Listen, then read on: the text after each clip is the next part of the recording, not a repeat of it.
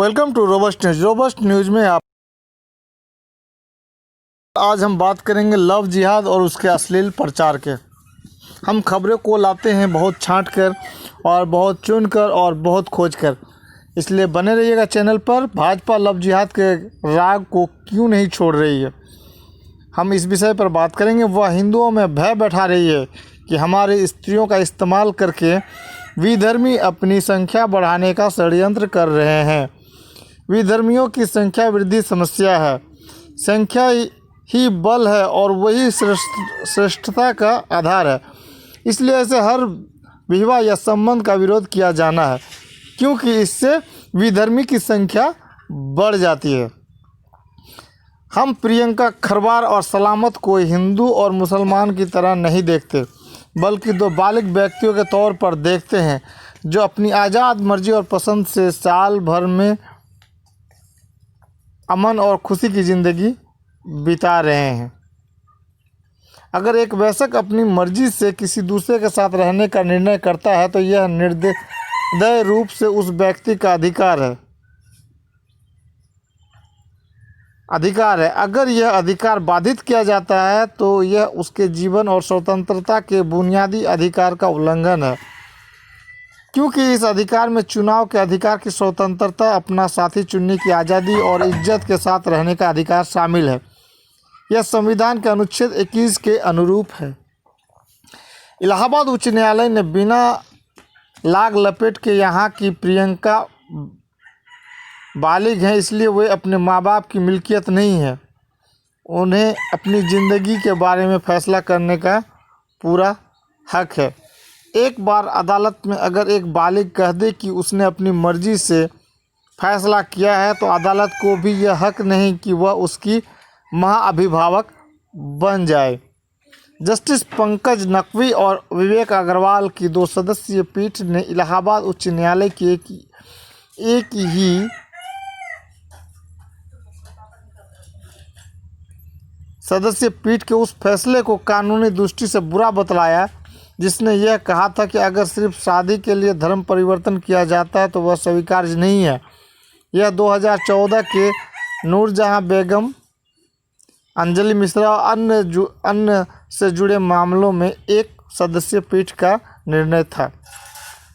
इसी तरह का एक और निर्णय हाल में एक सदस्यीय पीठ ने दिया।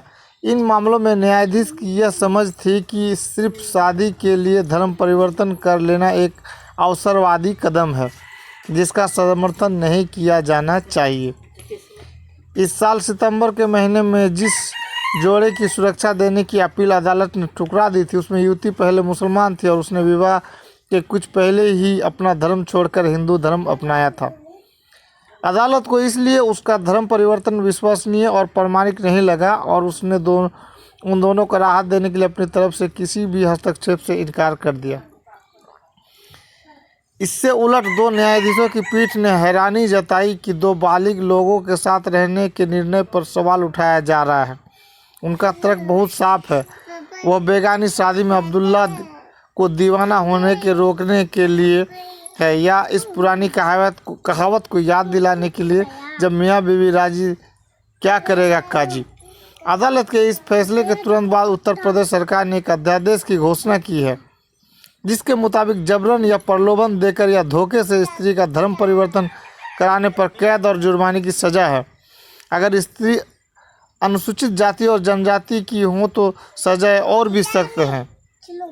इस अध्यादेश को उचित और जरूरी ठहराते हुए उत्तर प्रदेश के मंत्रियों ने दावा किया है कि लव जिहाद की घटना असहनीय रूप से बढ़ रही थी और हमारी स्त्रियों पर अत्याचार बढ़ रहा था, इसलिए यह कानून लाना पड़ा। हालांकि जिस दिन यह अध्यादेश लाया गया उसके कुछ रोज पहले ही कानपुर पुलिस के विशेष जांच दल की रिपोर्ट से जाहिर हुआ कि लव जिहाद का आरोप बेबुनियाद है। शालिनी नामक एक स्त्री ने एक वीडियो जारी करके सार्वजनिक रूप से घोषणा की थी कि उसने अपनी मर्जी से धर्म परिवर्तन किया है और शादी की है। शालिनी के माँ बाप इसे अपहरण और जबरन धर्म परिवर्तन बता रहे थे।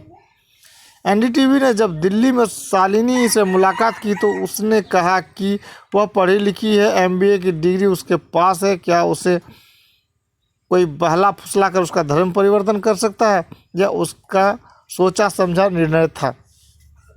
शालिनी और उसकी तरफ ही एकता ने अपने माँ बाप की बात को गलत बताते हुए धर्म परिवर्तन और विवाह को अपनी मर्जी का चुनाव बतलाया। उनकी सार्वजनिक घोषणा के बावजूद उत्तर प्रदेश की सरकार और पुलिस दावा करती रही कि हिंदू लड़कियों का धर्म परिवर्तन करके शादी कराने की एक संगठित साजिश है। बहुत सारे लोग और उनमें कई बार न्यायाधीश भी शामिल होते हैं कहते हैं कि उन्हें प्रेम विवाह से परेशानी नहीं है, तो वे तो सिर्फ शादी के लिए धर्म परिवर्तन के खिलाफ हैं। हमें इस तर्क पर विचार करना चाहिए। इसके पीछे यह समझ है कि मेरा धर्म ही मेरी पहचान है, उसे बदलने का अर्थ है अपनी पहचान बदल लेना। यह बहुत गंभीर निर्णय है। किसी की पहचान बदल देना एक तरह का अपराध है। वह अगर क्षुद्र कारण से किया जा रहा है तो और बड़ा जुर्म हो जाता है। शादी को ऐसा ही क्षुद्र सांसारिक कारण माना जाता है। धर्म का लोगों की ज़िंदगी से रिश्ता बहुत जटिल होता है। यह कहा जाता है कि बिना उस धर्म को पूरा जाने और उस पर विचार किए अपना धर्म छोड़कर उसमें कैसे जाया जा सकता है। ऐसा कहने वाले यह नहीं सोचते कि जिस धर्म में वह है क्या उसके बारे में ही उसे सारा कुछ मालूम है, और क्या उसका हर पक्ष जांच कर ही वह उस धर्म में रहने की निर्णय करता है। क्या उस धर्म में उसका बने रहना सुचिंतित और सुविचारित है। धर्म में पैदा होना, उसमें जीवन काट देना ही स्वाभाविक माना जाता है, लेकिन हम सब जानते हैं कि हमारे जीवन में धर्म की भूमिका सीमित भी हो सकती है और उससे एक रिश्ता लेन देन का भी हो सकता है। कई लोग, बल्कि ज़्यादातर लोग अचेत रूप से धार्मिक होते हैं। बिना किसी धर्म ग्रंथ का अध्ययन किए धार्मिक होना संभव ही नहीं है, बल्कि वही शायद नियम है। इस बिना मर्जी के मिल गए धर्म में बने रहने के लिए अगर मुझे अपनी हर इच्छा की बदली दे देना हो तो फिर धर्म रख कर मैं खुद को खो देता हूँ। वैसी स्थिति में मैं क्या करूँ। इच्छाओं का महत्व जीवन में अलग अलग समय अलग अलग हो सकता है। एक समय प्रेम का आकर्षण दुर्निवार हो सकता है और उसके लिए कुछ भी कर गुजरा जा सकता है। इसके अलावा दूसरे अधिक महत्वपूर्ण सांसारिक और व्यवहारिक पक्ष को भी नहीं नज़रअंदाज करना चाहिए।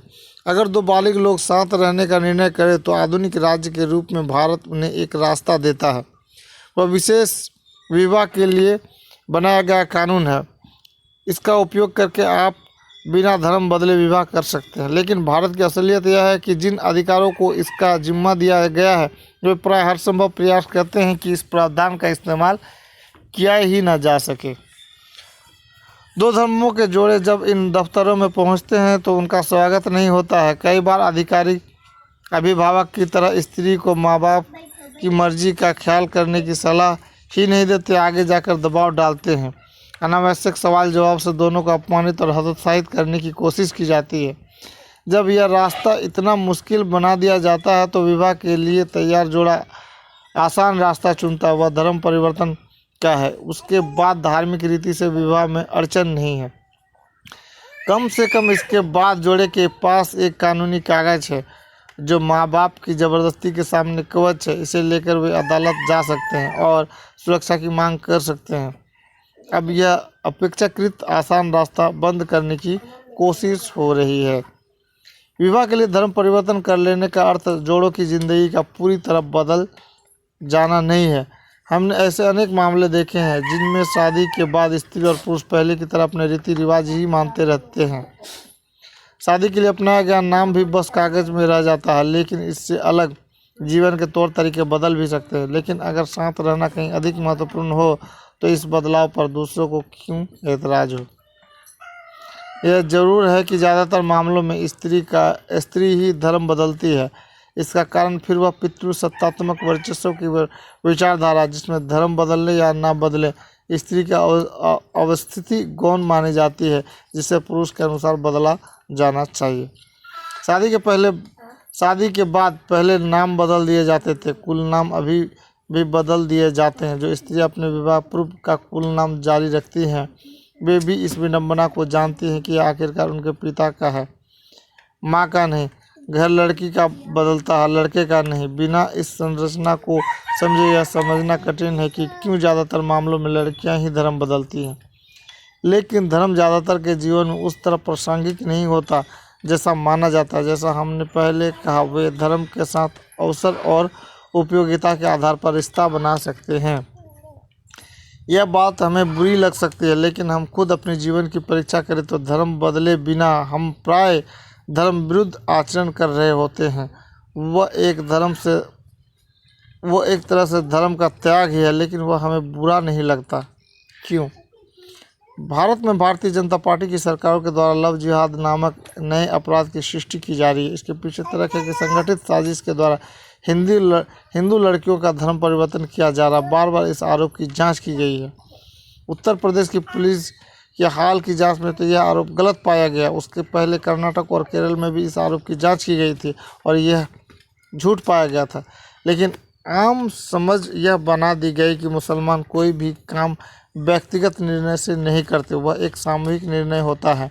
वह चाहे व्यापार करना हो या प्रशासनिक सेवा में जाना, वह सब कुछ एक अभियान है, मुहिम है और भारत के हर हिस्से पर कब्जा करने की साजिश है।